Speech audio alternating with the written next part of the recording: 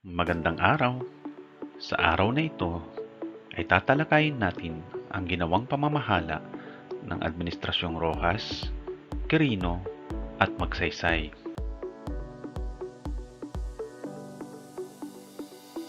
Nahalal noong April 23, 1946 bilang unang Pangulo ng ikatlong Republika si Manuel Rojas, kasama si Elpidio Quirino bilang kanyang pangalawang Pangulo o Vice Presidente.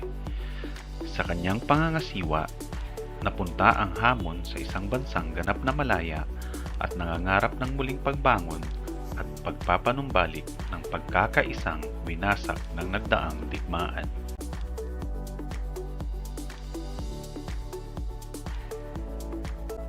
Mga hamon at suliranin sa pangangasiwa ng pamahalaang Rojas. Rekonstruksyon at rehabilitasyon. Ayon sa pagtataya ng pamahalaan, mahigit 1 bilyon ang kabuuang pinsalang natamo ng bansa dulot ng digmaan. Malaking bahagi nito ay ang mga pribadong ari-arian.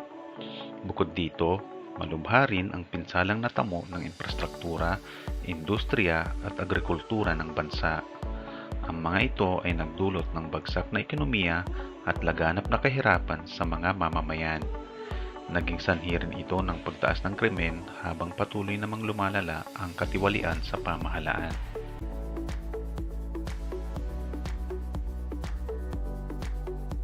Kolaborasyon. Isang mabigat na suliranin ang pagkakahati ng bansa dahil sa usapin ng kolaborasyon. Inakusahan si Pangulong Rojas ng pagkikipagsabuatan sa mga Hapones nang tumanggap siya ng posisyon sa pamahalaang itinayo ng mga Hapones. Rebelyon.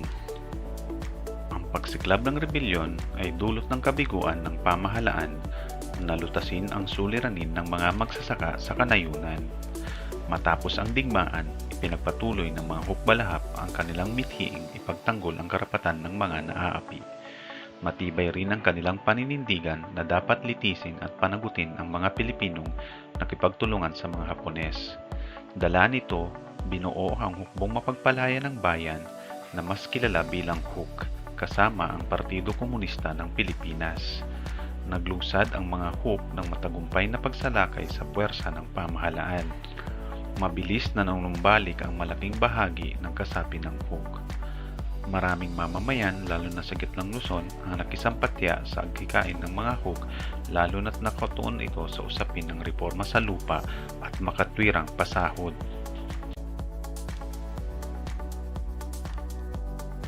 Mga patakaran at programang ipinatupad ng pamahalaang Rojas. Rehabilitation Finance Corporation. Ito ang nagbigay pautang sa mga nais magtayo ng bagong negosyo at industriyang papalit sa mga nawasak ng digmaan. Bangko Sentral ng Pilipinas. Ito ang nagsilbing punong tagapamahala sa pananalapi ng bansa. Parity Rights. Ito ang nagbigay ng pantay na karapatan sa mga Pilipino at Amerikano sa paglinang ng mga likas yaman ng bansa.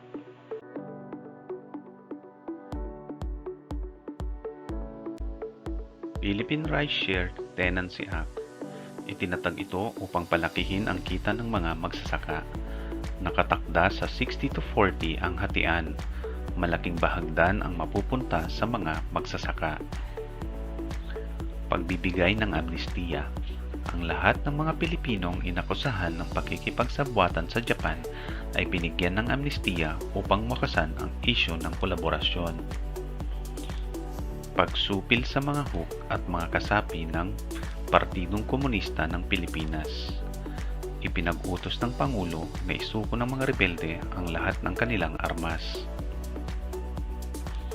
Pagsandig sa Estados Unidos upang muling maisulong ang pagbangon ng bansa.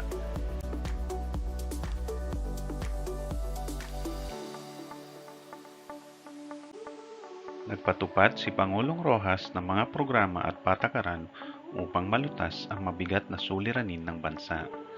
Gayunpaman, limitado ang mga pakinabang na naidulot ng mga programang ito. hindi nakamit ang mga layunin nito. Una, ang pagkakaloob ng pangkalahatang amnestiya sa mga sangkot sa kolaborasyon sa kabila ng isinagawang pagdinig ng People's Court sa mga kasong nakahain dito. Karamihan sa mga nakinabang sa amnestiya ay mga makapangyarihang tao na kabilang sa uring elite o mataas na kalagayan sa lipunan. Pangalawa, ang lalong pag-alab ng rebelyong pinangunahan ng mga bunga ng patakarang pagtugis ng Administrasyong Rojas. Sa halip na lutasin ang mga ugat ng rebelyon tulad ng kahirapan at kawalan ng karapatan ng mga magsasaka, pinili ng pamahalaan ang higit na marahas na paraan ng paglutas sa suliranin. Itinuturing na pinakamabigat na kabiguan ng Administrasyong Rojas ang pagsag-ayon nito sa mga kasunduang lubhang pabor lamang sa interes ng mga Amerikano. Sa kasamaang palad, hindi na nagkaroon ng pagkakataon si Pangulong Rojas na lutasin ang mga suliranin ng bansa dahil sa kanyang pagpanaw noong April 15, 1948. Humalili sa kanya bilang Pangulo ng bansa si Elpidio Quirino.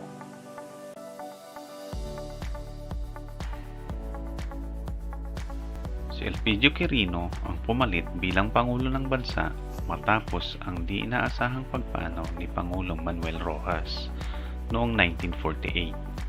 Muli siyang nahalal sa pagkapangulo noong November 1949. Layunin ng pamahalaang Quirino na maipagpatuloy ang mithiin ng bansa na makaahon mula sa abo ng digmaan at mapagtibay ang kalagayan nito bilang isang nagsasariling bansa.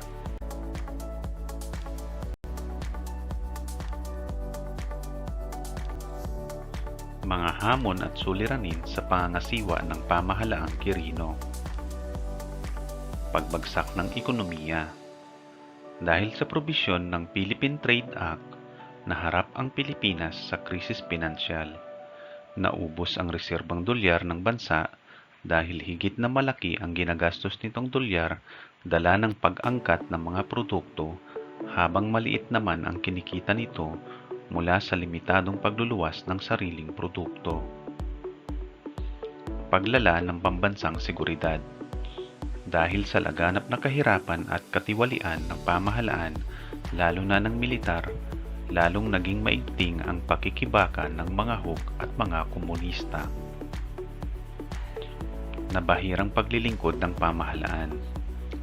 Naakusahan si Pangulong Quirino ng katiwalian at nepotismo. Ang nepotismo ay tumutukoy sa anyo ng paboritismo na ibinibigay ng isang opisyal ng gobyerno sa kanyang kamag-anak o kaibigan na hindi sinusukat ang pagiging karapat-dapat. Inakusahan din siya ng paglustay sa pera ng bayan upang ipambili ng pansariling luho. Mga patakaran at programang ipinatupad ng pamahalaang Quirino. Agricultural Credit Cooperative Financing Administration. Itinatag ito upang magpautang ng pondo sa mga magsasaka. Farmers Cooperative Marketing Association. Ito ang tagapangasiwa ng kalakalan sa mga produktong agrikultura. President's Action Committee on Social Amelioration. Itinatag ito upang matulungan ang mga nangangailangan at mahihirap na pamilya. Pagbibigay ng amnestiya sa lahat ng mga kasapi ng Huk na susuko sa pamahalaan. Pagsasabatas ng Magna Carta of Labor. Ito ang nagtatakda ng nang-aayon sa batas na pinakamababang pasahod sa mga manggagawa. Economic Mobilization Program. Ito ang nagsulong ng industrialisasyon ng Pilipinas upang mabigyan ng hanap buhay ang mga Pilipinong walang trabaho. Pagtatatag ng ugnayang diplomatiko ng Pilipinas sa mga bansang Japan, Indonesia, Thailand, Korea at Espanya.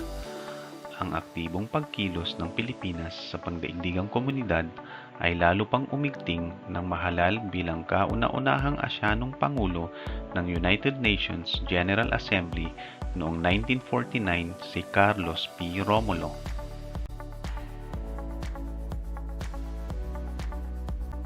Upang makabawi ang lugmok na ekonomiya ng bansa, napilitang makiusap sa Estados Unidos si Pangulong Quirino na pansamantalang ihinto ang probisyon ng Philippine Trade Act. Bilang kapalit ng pagpayag ng Estados Unidos, nilagdaan ng Pilipinas ang Mutual Defense Treaty noong 1951. Sa ilalim nito, kailangang sumama at kumampi ang Pilipinas sa Estados Unidos kung ito man ay masangkot sa digmaan. Samantalang, kailangan muna ng pagsang-ayon ng Kongreso ng Amerika bago ito tumulong sa Pilipinas kung sakaling ito naman ang salakayin ng ibang bansa.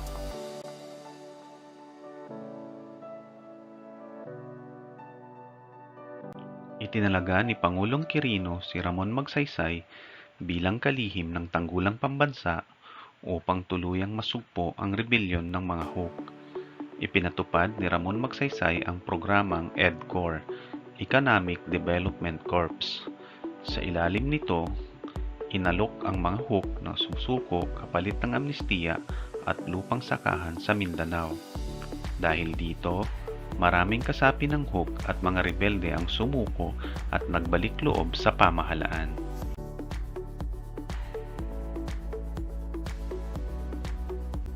Higit na matagumpay ang Administrasyong Quirino sa paglutas ng suliranin kaugnay ng mga Huk at komunista kaysa sa naunang pamunuan.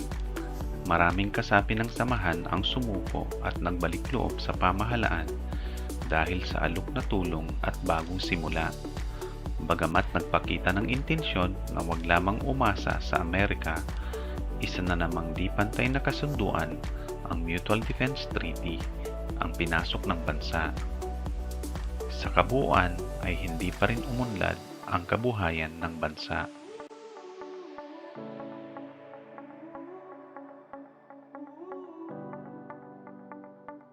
Si Ramon Magsaysay ang nahalal na ikatlong Pangulo ng Ikatlong Republika sa naganap na halalan noong 1953. Nakilala siya dahil sa kanyang matagumpay na paggamit ng makataong paraan sa pagpapahina sa mga pangkat ng komunista na lumalaban sa pamahalaan. Tinawag din siya bilang kampyon ng masa. Katuwang niya sa pamumuno si Carlos P. Garcia na nahalal bilang pangalawang Pangulo.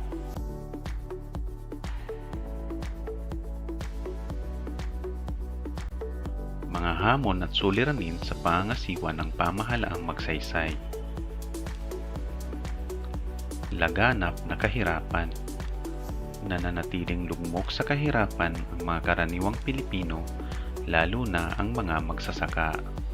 Malaking suliranin pa din ang kawalan ng lupang masasaka at kakulangan ng mga pangunahing serbisyo ng pamahalaan at ang pagkiling nito sa mga mayayaman at makapangyarihang tao sa lipunan. Suliranin sa pambansang seguridad. Patuloy na lumalaban sa pamahalaan ang natitirang puwersa ng mga Huk at Partido Komunista ng Pilipinas sa kabila ng masugid na kampanya ng pamahalaan. Ang labis na kahirapan sa kanayunan ang malaking dahilan para sa mga rebelde na ipagpatuloy ang paghingi ng pagbabago sa marahas na paraan.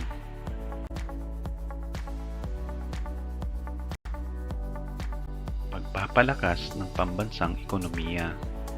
Nananatiling bagsak ang ekonomiya ng bansa dahil sa limitasyong dulot ng mga di pantay na kasunduan at di pantay na ugnayan ng Pilipinas at Estados Unidos. Naglunsad si Claro M. Recto ng malakas na panawagan upang maglunsad ang pamahalaan ng bagong patakaran na higit na makabagansa at kapaki-pakinabang para sa mga Pilipino.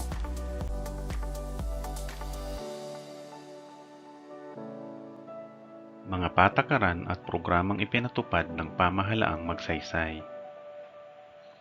Pagpapanumbalik ng tiwala ng sambayanang Pilipino sa demokrasya. Pagtatag ng mga bangko at mga kooperatibang nagpautang sa mga magsasaka para sa kanilang mga pangangailangan. Farmers Cooperative and Marketing Association. Itinatag ito upang matulungan ang mga magsasaka sa pagbebenta ng kanilang mga produkto. Agricultural Tenancy Act. Pinagtibay ito upang magkaroon ng malinaw na karapatan ang mga nangungupahan sa lupang sakahan. Land Tenure Administration. Itinatag ito upang pangunahan ang pagkakaloob ng lupain sa mga magsasaka. Land Reform Act of 1955. Ito ang nagbigay ng pagkakataon sa mga magsasakang walang lupa na magmay-ari ng sariling lupa. Presidential Assistance on Community Development. Ito ang nagpatupad ng mga programa sa pagpapaunlad ng mga baryo at kanayunan.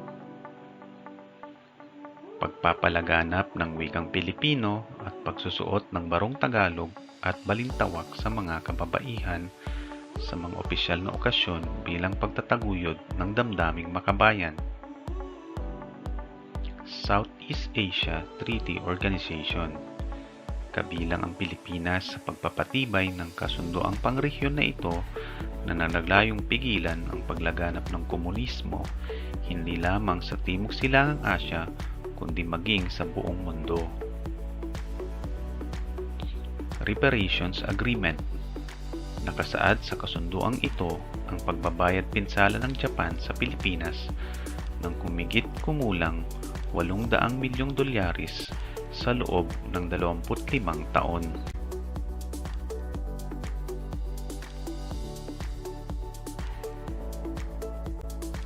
Economic Development Corporation. Pagkakaloob ng lupang sakahan at bagong buhay sa mga rebelde na nagbalik loob sa pamahalaan. National Resettlement and Rehabilitation Administration. Itinatag ito upang pangasiwaan ang pagkakaloob ng pabahay sa mga mahihirap na mamamayan. Presidential Complaints and Actions Committee. Itinatag naman ito upang personal na pakinggan ng Pangulo ang hinaing ng mga Pilipino. Binuksan din niya ang palasyo ng Malacanang sa mga ordinaryong mamamayan. Magna Carta of Labor. Pinagtibay ang batas na ito upang mabigyan ng mas malinaw na karapatan ang mga manggagawang Pilipino laban sa pang-aabuso at di makatwirang pamamalakad. Laurel-Langley Agreement.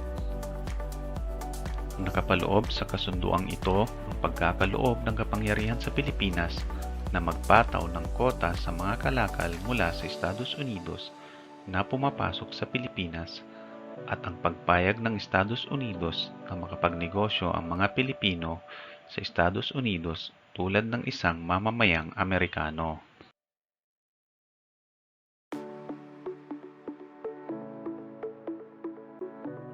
Noong Marso 17, 1957, pumanaw si Pangulong Magsaysay. Namatay siya nang bumagsak ang sinasakyang eroplano sa Mundok Manunggal sa Cebu. Nagluksa ang buong bansa sa kanyang pagkamatay.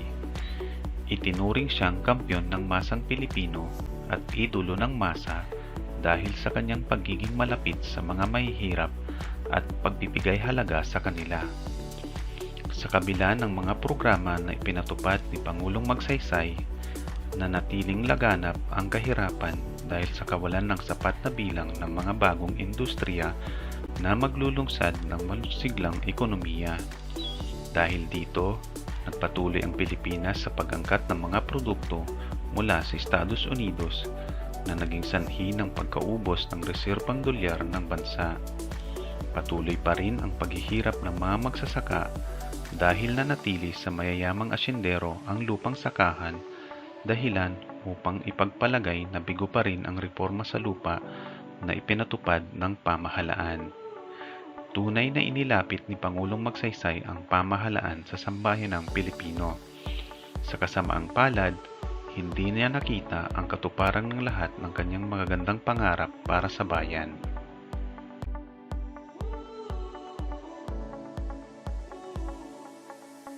Diyan nagtatapos ang ating talakayan sa araw na ito. Hanggang sa muli, paalam!